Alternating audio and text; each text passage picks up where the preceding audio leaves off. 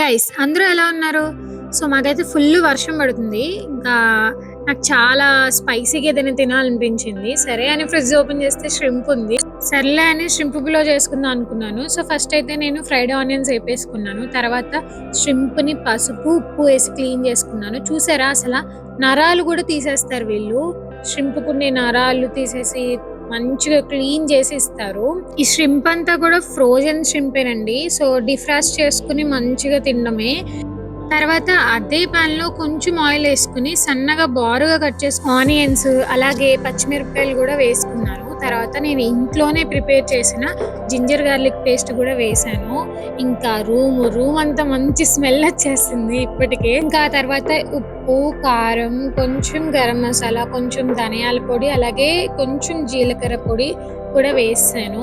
తర్వాత నేను ముందుగా కొంచెం ఫ్రై చేసుకుని పెట్టుకున్న షింపును కూడా వేసాను. తర్వాత కొంచెం కొత్తిమీర, పుదీనా కూడా ఈ స్టేజ్‌లో వేసాను.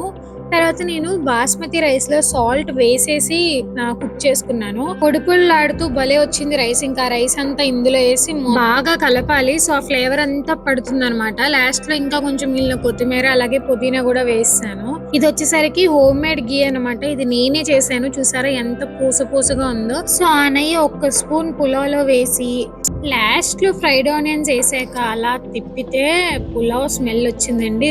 రూమ్ అంతా అదిరిపోయింది అంతే.